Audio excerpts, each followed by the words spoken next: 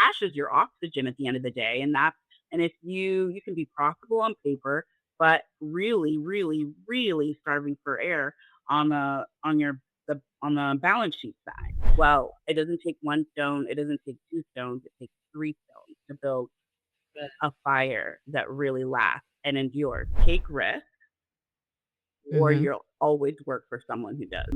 And I was sitting beside my husband's bedside and on a conference call while he was literally dying. Scaled, the platform you need. Welcome to another episode of the Skilled Ed Show, where we speak with entrepreneurs, CEOs, and service based business owners about how to increase cash flow and profits using fully automated AI marketing systems while repaying credit and securing the funding they need to scale their operations. In this show, we don't just talk about business growth, we dive deep into the human side of success, exploring the four core domains that shape who we are, our body, being, balance, and business. So sit back and get ready for a powerful, insightful conversation that goes beyond profits and systems into purpose, mindset, and meaning.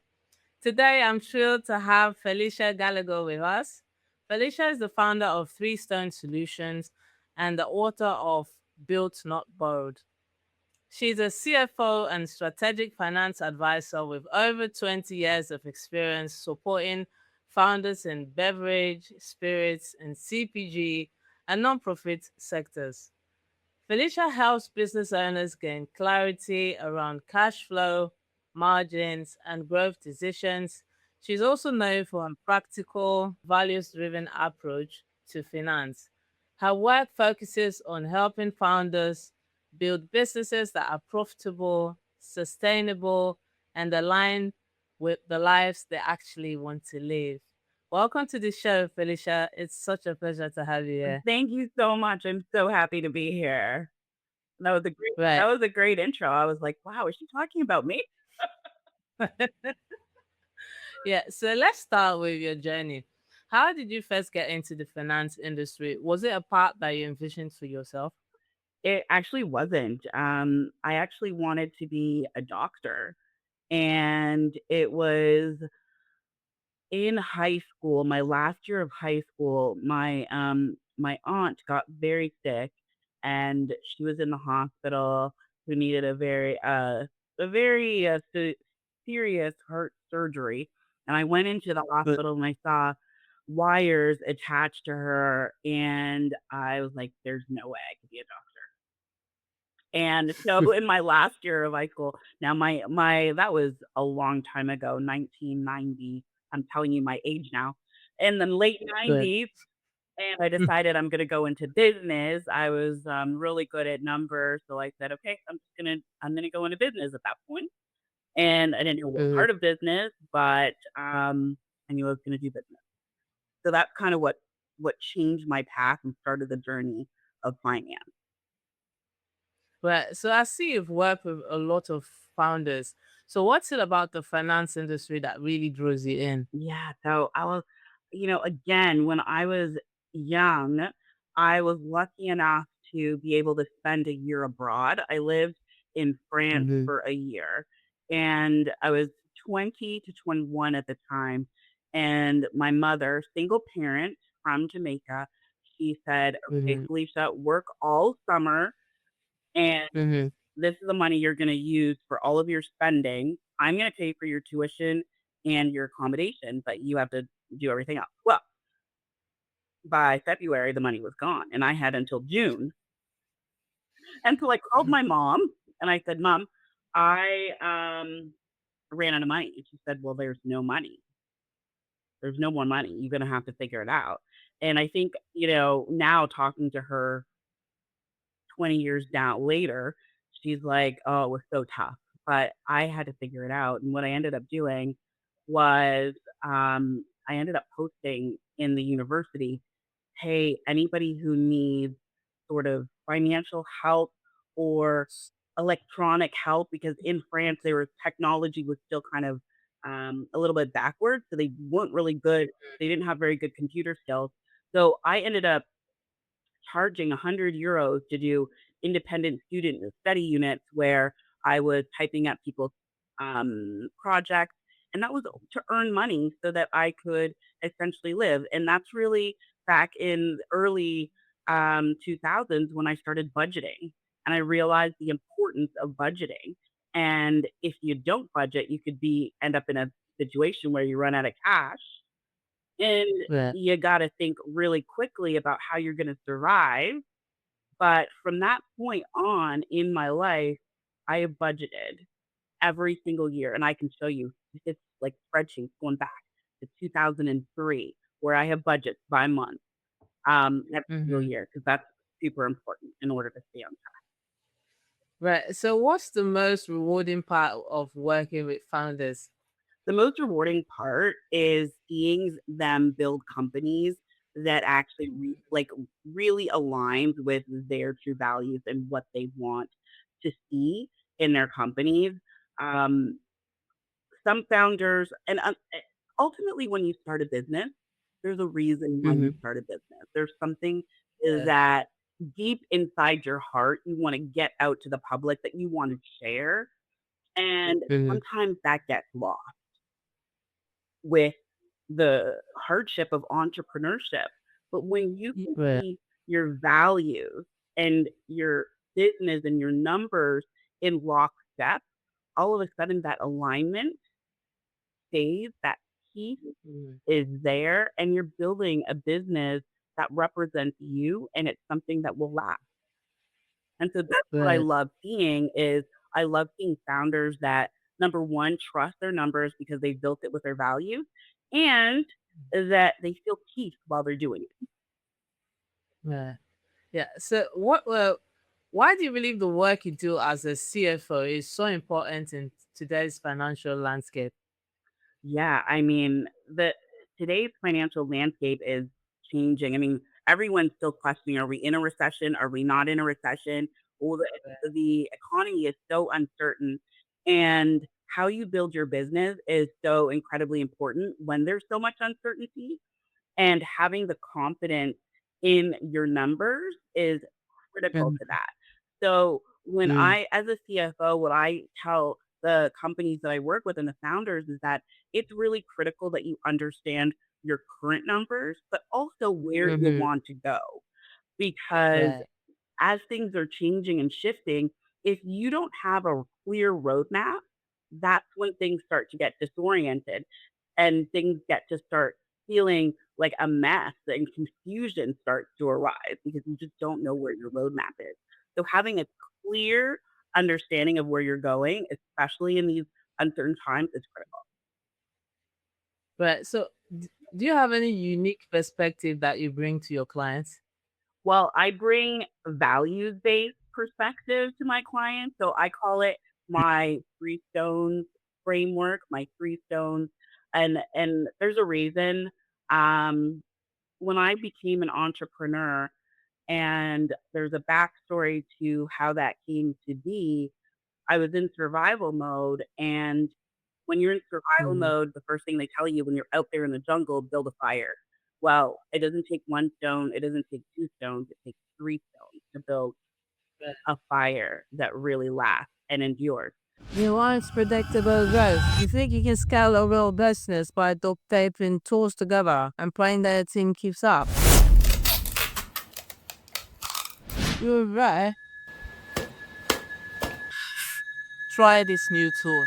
Actually, don't. Because that's the fastest way to burn out your people, your systems, and your sanity. Let me be real with you for a second. You don't need a new tool. You don't need another dashboard, another automation hack, or another quick fix. Because growing a business without real operational leverage feels like running a marathon on a wet cement. You're juggling Slack threads, email reminders, spreadsheets, quick fixes, and somehow still hoping they're not embraced. You're alright. One missed follow-up, one forgotten task, one handoff that slips, and suddenly your entire pipeline feels like a Jenga tower in an earthquake. For some of you, projects are moving, but workflow feels fragile. Everyone is busy, yet nothing is truly under control. For others, the chaos is in the pipeline. Leads get lost, follow-up is inconsistent, revenue swings up and down like a jangler, and growth depends entirely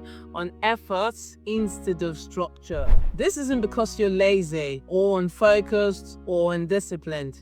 It's because you're trying to scale output on top of manual work, heroic effort, and mental load. That friction you're feeling, it's the system telling you this doesn't scale. And here's the most part that founders don't want to admit. If results only happen when people push harder, you don't have leverage. You have strain dressed up as progress. And every month you delay fixing those leverage gaps, that friction compounds. The workload grows heavier, decision slows down, execution becomes harder to trust. Here's the shift. Stop trying to work harder through the problem and start trying to design a business that produces results even when no one's scrambling. That means treating your operations, your pipeline, and execution like a real system, not a collection of good intentions and checklists. You get what I mean? The goal is simple. Fewer moving parts, cleaner execution, and stronger throughput. That's why we created the AI Systems Review. Not a pitch, not a gimmick, not another shiny tactic. It's a clarity session where we map out how your pipeline, delivery, and financial signals actually flow across the business. We expose where leverage is leaking, where work is carried out by effort instead of structure, and where automation and systems can turn chaos into predictable momentum. We have run this review between businesses that are doing between $200,000 and $1 million, and the same pattern appears every single time. Once the friction points are visible, leverage becomes buildable. For business owners who want to claim clarity and control, and for founders who want to scale output, compounding performance, this is where both align. You get what I mean? You walk away with a practical roadmap, clear priorities, and a realistic path to growth that doesn't rely on pushing harder every quarter. Whether you choose to implement with us or not, you've got a choice. Here's the choice. Keep building on manual effort, memory, and best intentions, and hope that nothing breaks, or build a business that grows with structure, leverage, and predictable outcomes. Unless you genuinely believe that your business couldn't perform any better than it does today, click the link to book a session. And so I start with my clients about what are your 3 stones, which in translation means what are the 3 core values that if stripped away, nothing else would matter.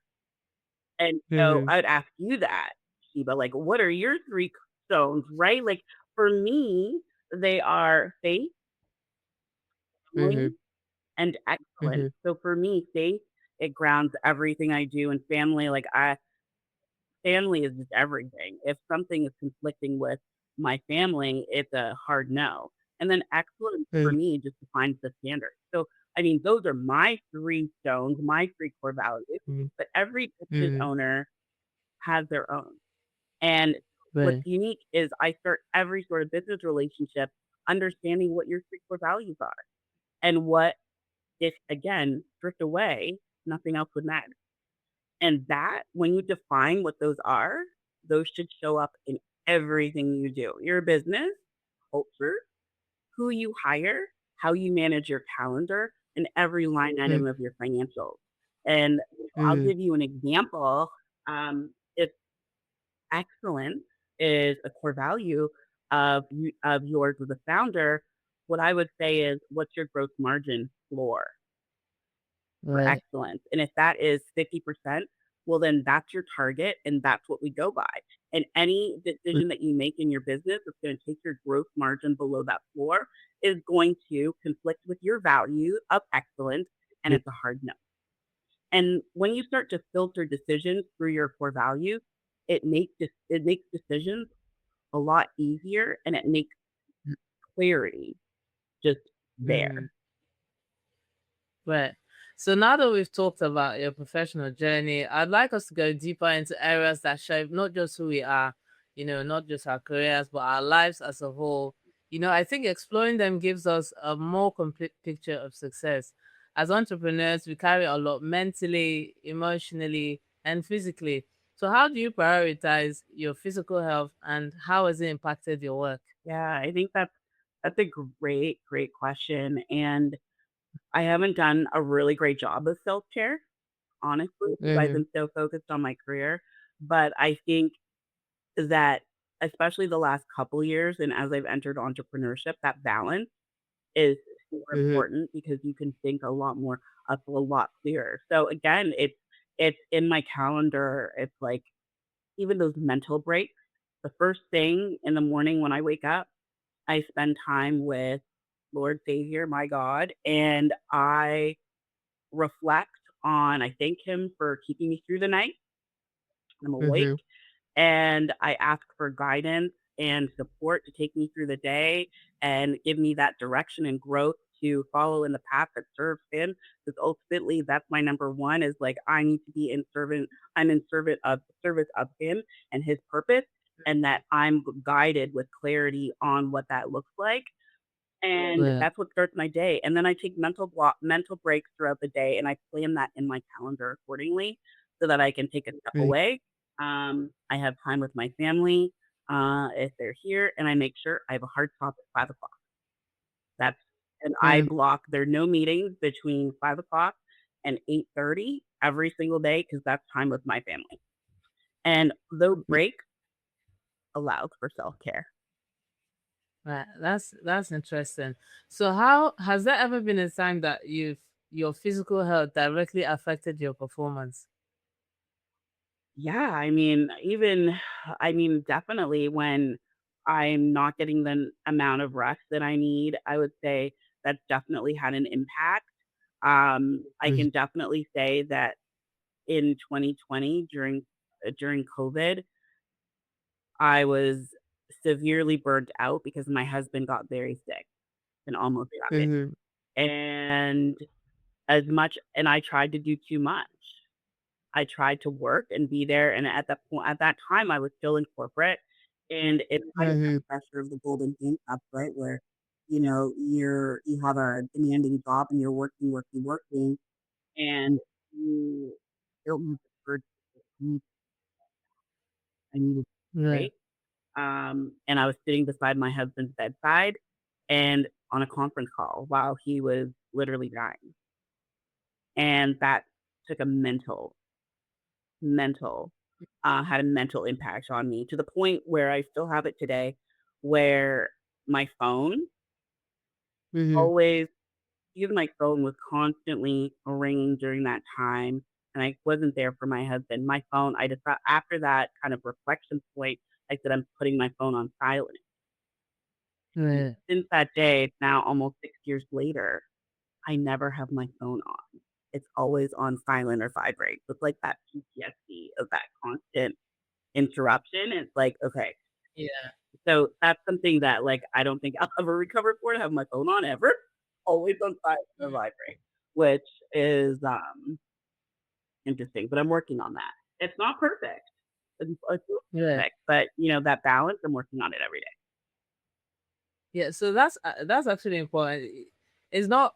It mustn't be an emergency. Like for me, there's a point in my life I was very, very, very busy that notifications started making me to I was getting startled. When I hear the sound, I get startled. Yeah. So even me, my phone is always on silent. Yeah, it's So the same thing. except I'm with phone, I'm not going to hear when you're calling. Exactly, and so I'm like, text me, I'm gonna see that you called, I'm gonna see that you messaged, but, can I get Right. back to you? But just for, like, peace of mind and Exactly. sanity, and especially, like, we're talking right now. I don't want my phone to ring and have us be in trouble. Mhm. Like, it just Yeah. really it's mentally, it's just something different that's been working better. Yeah. Yeah. So is there any advice that you give other CFOs on finding and protecting the balance between their lives and their work, Yeah, their personal life and work? It's starting with what's important to you. I always go back to this, Mm-hmm. but I always go back to it has to be your 3 core values. Mm-hmm. And as a CFO or job any job really, truly, is that this can be passed down to, it's you need to understand what's truly important to you and make sure that Mm-hmm. you live that every single day. And I know this is gonna sound cliche because people have heard that live your values. Um, Mm-hmm. but it truly is important to live your values, or Right. what I experienced firsthand is that Mm-hmm. misalignment and the cost of misalignment tax, as I call it, from a finance perspective. There's a severe cost of misalignment tax, and that could be significant. And so that's the advice that I would give. Right. So finally, let's talk about business, the area where you've put in your time, your effort, your creativity, leadership. What's what are some of the biggest lessons that you've learned throughout your career that shape the way you approach business today? Yeah. So one big one is take risks, or Mm-hmm. you'll always work for someone who does. Okay.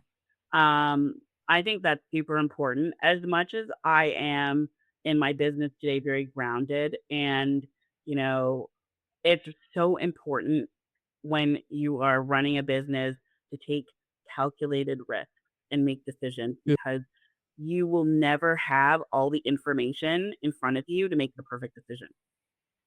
That's So you got to use the information that you have and take a risk, or you'll be left behind.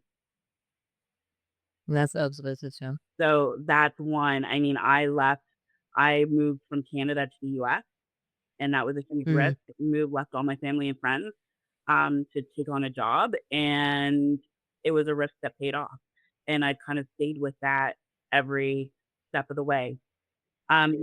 The other advice that I would give, especially, I think especially important as AI becomes so prevalent, and a lot of people are talking about AI. Mm-hmm. And I saw a recent ad just recently about, hey, save on assistance. It only costs $20 a month with AI, and I can't remember where that was, but keep people at the center.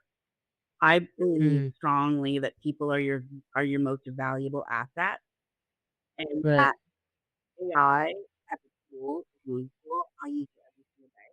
Not just right, and I'm it's a tool to be Mm. productive, but it will never replace you. That's true. And I guess That's the final advice that I would give is pay it forward. You're mm-hmm. gonna work with people along the way, and people are gonna share insights to you. They're gonna teach you and give you lessons. And I would I would say be generous with the knowledge that you have. Be be Yeah. be generous with your time, and pay it forward. Mm-hmm. So those are the kind of the tidbits that I would give from the leadership perspective. Yeah, that's insightful. So, what's one of the biggest, or let me just say, what's something you wish you knew when you were starting out? Oh my goodness. Whew. You know what I would say? Um, if I would have talked to my younger self, I would Mm-hmm. say value what makes you different. Right. And I'll explain why. When I was leaving college, I was recruited for an investment banking company, UBS. And I went to the networking meeting or event, and it was all men. I'm just white men in suits, and I was the only Mm-hmm. person that looked like me, and I was intimidated. I was so intimidated, and I left. I just turned around and left.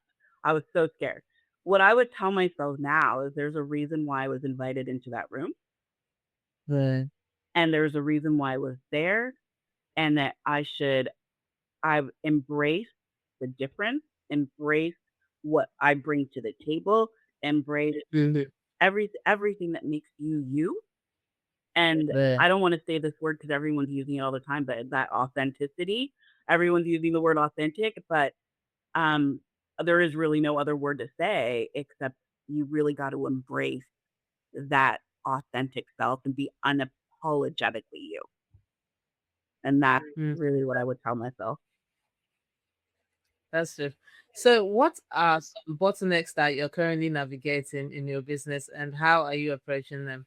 Sorry, say that again. Repeat the question. So, what are some bottlenecks that you're currently approaching in your business, and how are you approaching them? I would say, the biggest bottleneck is like scale and, growth. And one of the most difficult decisions is knowing when to hire. At what point at what point in your business growth trajectory do you make the decision to invest?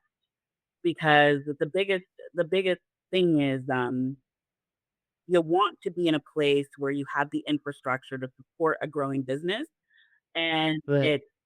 you don't want to invest too soon because you might not necessarily have the business to support that growth, but you don't want to invest Right. too late because then you have the business, but you don't have the infrastructure. So one of the Mm-hmm. things that I'm battling right now is, okay, at what point do I increase my staffing and my investment in infrastructure to grow at the scale of my business? And that's your bottleneck is capacity. Right. So I saw I think I can't remember the name of the company, but there's one company that said that when they're hiring, what they do is they're constantly hiring. So they have a pipeline and they're always, hiring so that when it's time, because if you look at companies like Google and all these big companies, there's never a time that you come, probably, let's just say, you send a support message and you hear something like, oh, we don't have anyone to attend to you at the moment.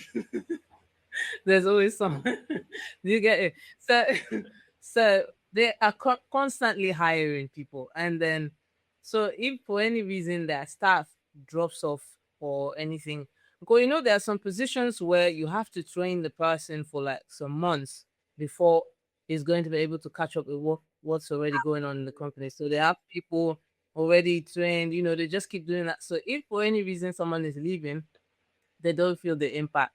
So that's just my little contribution there. Love it. Yeah. So if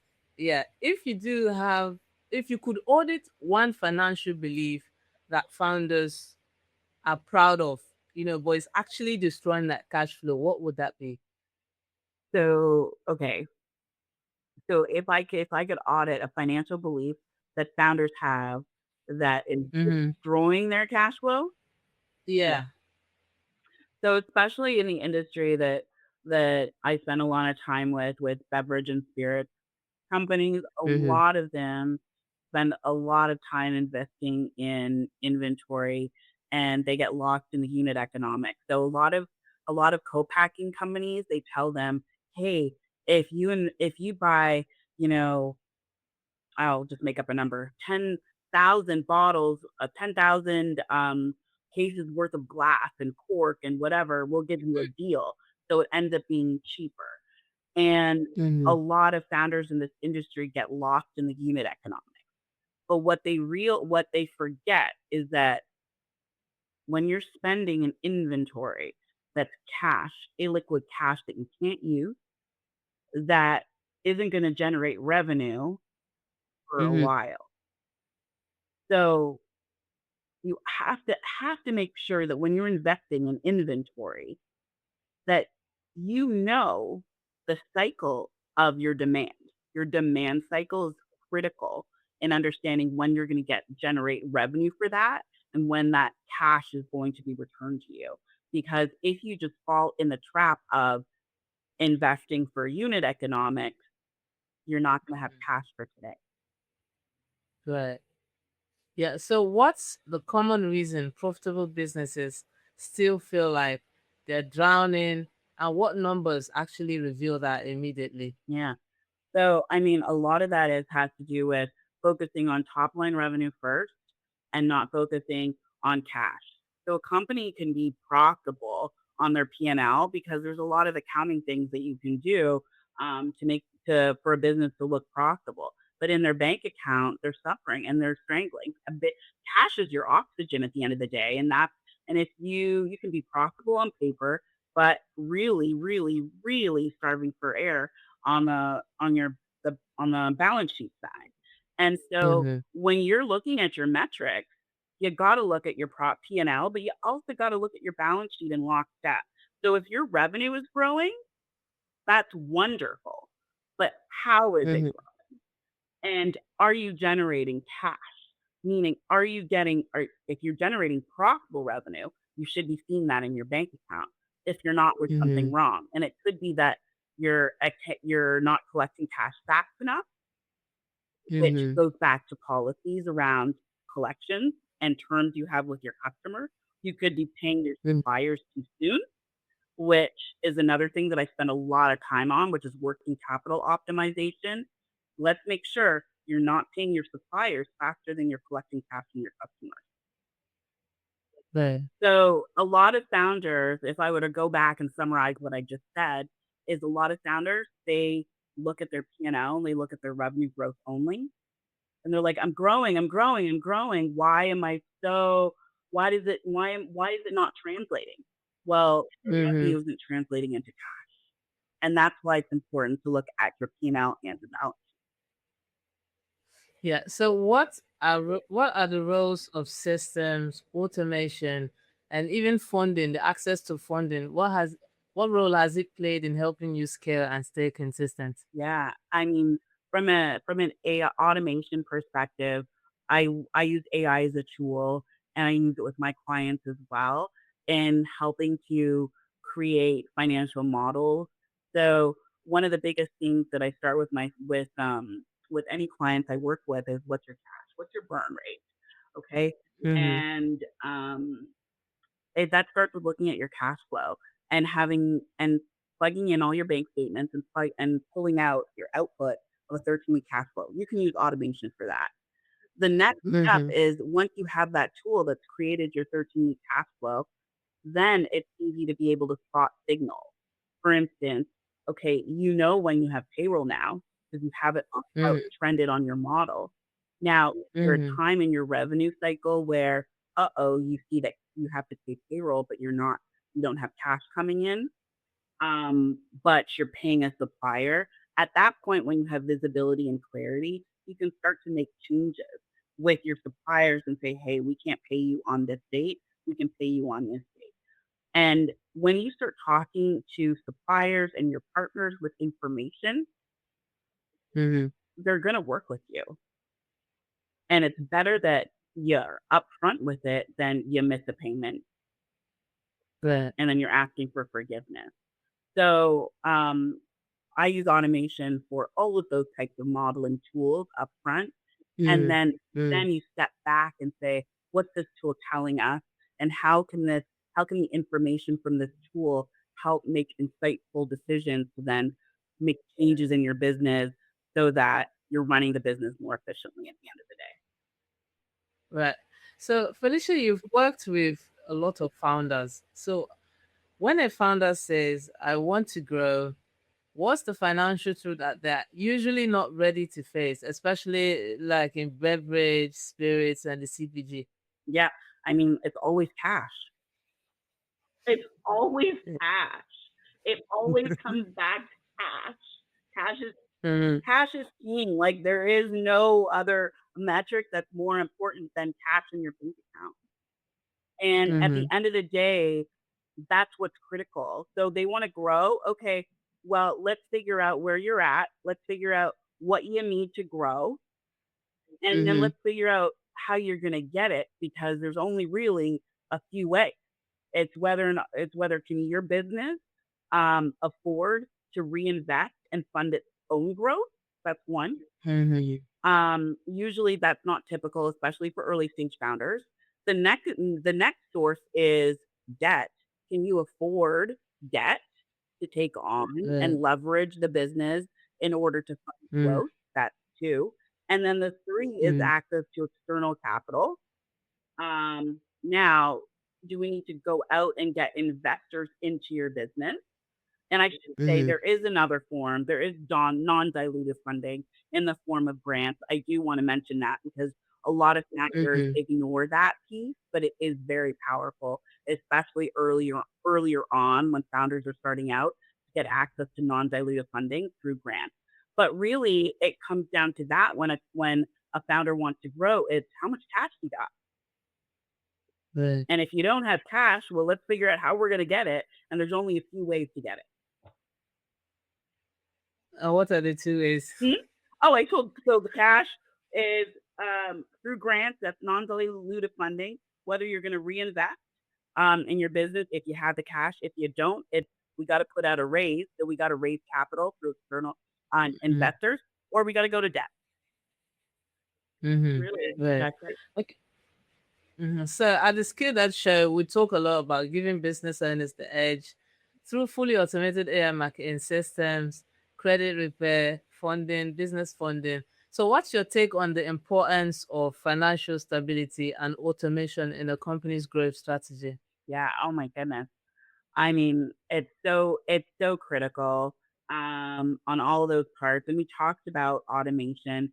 Automation is key. Implementing automation in your business is key from productivity Mm-hmm. standpoint to get some of those Mm-hmm. manual, more administrative tasks off your plate, so that companies can focus more on the strategic areas of their business that's going to help them grow and be more stable.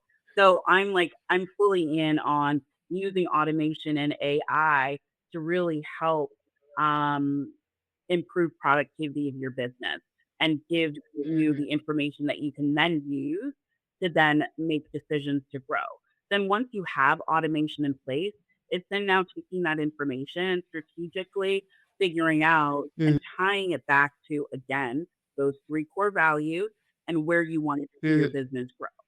So, that's where and there's so many AI tools and so many productivity initiatives that I'm a big believer in ensuring that your financials are out of the spreadsheet and into some form of tool that can be integrated into, an ERP as you grow. So, using a tool like QuickBooks or Xero or whatever that's where you need to go, and then integrating it with other tools like Fathom is a good one, but there's so many other different types of tools that's gonna give a founder, insight into the performance metrics. I don't wanna start talking about all of them, but there's so many different ones that can give insight, and then, that gives them a picture of what things within their business they need to change in order to, have financial stability and then, continue to move forward.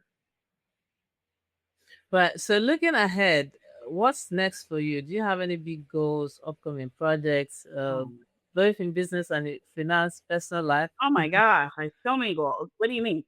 They're huge. So, I mean, ultimately, I'm doing this again. It's it's to make a difference, make an impact ultimately, and it starts Mhm. with helping founders build companies that really that last. And I try and I work with purpose-driven founders. So ultimately, what is your ultimate purpose in starting this business? And I believe by Mhm. helping founders build purpose-driven companies that last, it Mhm. supports their families, but as they grow, it enables them to hire Mhm. more and then support other families. And as other families are more stable, the consumers start to spend more. It's an ecosystem, right? The economy gets Yeah. better, and we're able to give back um, to communities that are less fortunate. So it's all about it's really just my goal is very simple. I want you to be successful so you can make everyone else successful around you. So that when I leave this earth and when you leave this earth and when everyone leaves, it's better for the next generation. One of the things Right. that Three Stone is invested in is planting trees and investing in um, reforestation in areas where they've lost that because Mhm. and the reason why trees is because it really resonates with Three Stone's value proposition, which is building companies that are going to last. So it starts with Mhm. what's at your core, your root, and Mhm. when you build strong roots, you create something that's going to last way longer than when we're here. What we're here to see produce. So that's That's really it. ultimately my ultimate goal, just to make an impact. Okay, so finally, where can people connect with you and learn more about what you do? Yeah, I mean, I'm on LinkedIn, so please find me on LinkedIn, Felicia Gallagher. I'm also on Instagram, so you can also find me, Felicia Gallagher. You can look up Freestone_Solutions on Instagram as well. Basically, just put me in the Google, you'll see me pop up. Right. Thank you so much, Felicia, for joining us today and sharing your expertise, not just as a CFO, but also your personal insights into purpose, health, and balance. So it's a pleasure having you on the Skilled Edge Show. I know that our listeners are going to take away powerful lessons from your story. And to everyone tuning in, thank you for listening. If you enjoyed this episode, don't forget to subscribe, leave a comment, share with someone that needs a little bit of inspiration today. This episode was brought to you by No Luna, helping entrepreneurs streamline their operations, automate growth, repair credit, and secure the funding they need to scale with confidence. Until next time, keep your edge, keep growing. Remember, you're not alone. Thank you. Skilled, the platform you need.